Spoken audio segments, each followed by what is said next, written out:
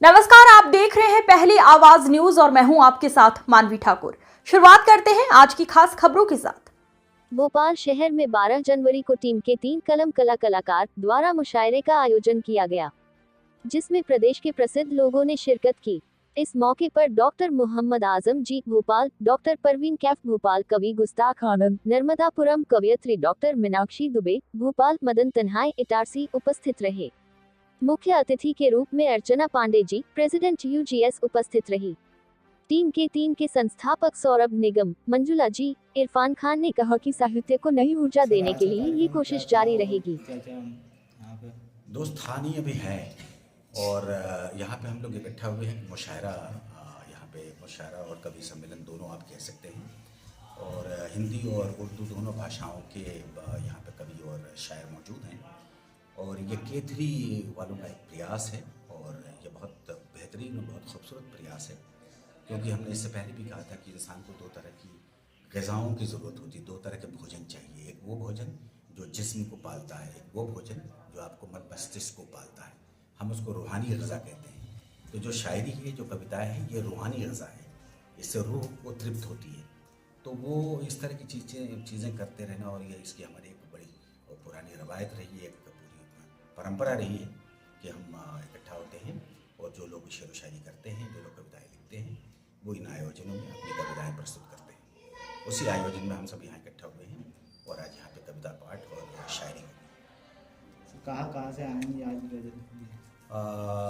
तन्हा साहब तो इटारसी से तशरीफ़ लाए हैं, और बाकी तो हम भोपाल वाले ही काफ़ी हैं, क्योंकि हम भोपाल वाले ख़ुद ही इंटरनेशनल हैं और जहाँ कहीं जाए तो ऐसा नहीं, भोपाल का मान बढ़ाते हैं। तो अभी फ़िलहाल जो ये आज का जो प्रोग्राम है, उसमें जो 3 जो बुलाए हुए कवि और कवित्रियाँ हैं, वो तीनों भोपाल की हैं। मैं डॉक्टर आसम, मैं भी भोपाल से हूँ। परवीन कैफ साहिबा, ये भी भोपाल से ही हैं, और आप मशहूर शायर कैफ भोपाली की पुत्री हैं। और मीनाक्षी जी यहाँ मौजूद हैं, जो भोपाल से ही और हिंदी के बड़ी मूर्धन्य साधक हैं। और ये तन्हा साहब गज़लें लिखते हैं, देवनागरी में लिखते हैं, लेकिन छंद शास्त्र पर लिखते हैं। तो ये 4 लोग अपनी, और ये मिस्टर ये साहब ये ऐसे निष्ठुर विभाग में हैं जहाँ पे इतने कोमल हृदय भी लेकर रहते हैं। ये पुलिस विभाग जैसी संस्थाओं में आप जानते हैं कि किस कदर लोगों के दिलों में, मतलब लोगों के जहनों में मशहूर है कि क्या होता है पुलिस विभाग, परंतु वहाँ पे ऐसे कोमल हृदय लोग भी आते हैं। तो ये भी आज बतौर कवि अपनी प्रस्तुति यहाँ पे देंगे। आप अपना नाम बताएं कुछ। यही कहूँगा कि देखिए, आजकल के भाग दौड़ की ज़िंदगी में आप जितने शारीरिक सुख की चीज़ों को इकट्ठा करने के लिए संलग्न रहते हैं, उसी में मरते रहते हैं, कुटते रहते हैं, उसके साथ साथ थोड़ा कुछ पल, कुछ वक्त शेर व शायरी को, साहित्य को, इसको भी पढ़ने में लगाइए, ताकि आप अमन और सुकून से आपकी ज़िंदगी गुजरे और आपको लगे कि हाँ, ये भी उतना ही आवश्यक था। तो हम सब लोग जो काम करते हैं कुछ भी नहीं है, बस हमारी यही कोशिश रहती है कि हम अपनी भावनाओं को या अपनी लेखनी से लोगों की भावनाओं को प्रदर्शित करें, ताकि वो लोग महसूस करें ये जो कहा गया है वो शायद मेरे लिए ही कहा गया है। तो शेर शायरी की यही ख़ास बात होती है कि हर व्यक्ति अपने आप को उससे कनेक्ट कर लेता है, कि ऐसा लगता है कि इन्होंने मेरी भावनाओं को व्यक्त किया है। तो यही है कि आजकल के ज़माने में ज़्यादातर आभासी दुनिया में रहने के बजाय उन लोगों के संपर्क में ज़्यादा आने की कोशिश करो जो कि कविताएं और शेर शायरी या साहित्य की दूसरी विधाओं में पारंगत हैं।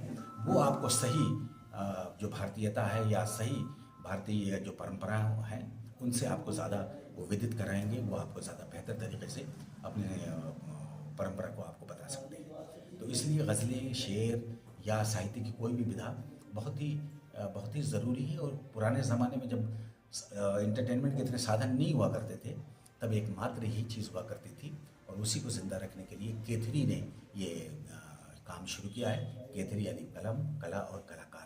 ये संस्था ने ये करा, और इससे पहले भी बहुत अच्छे आयोजन करती रहती है। इस बार के आयोजन में हम खुशकिस्मत हैं कि हमें उन्होंने एक चांस दिया, हमें मौका दिया, हमें बुलाया, उसके लिए हम सब बहुत आभारी हैं उनके।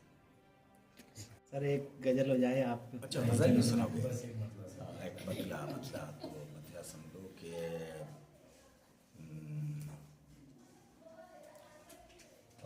बिकेगी उसकी ही दस्तार तय है, बिकेगी उसकी ही दस्तार तय है, कि जिसकी कीमत किरदार तय है। बड़े आंगन पे इतराओ न इतना, बड़े आंगन पे इतराओ न इतना, उठेगी इसमें भी दीवार तय तय है। है। और एक शेर आप लोगों के लिए कि हुआ था हादसा कुछ और लेकिन, हुआ था हादसा कुछ और लेकिन, लिखेगा और कुछ अखबार तय है। तय है। का सिलसिला लगातार जारी है। आप देखते रहिए पहली आवाज न्यूज।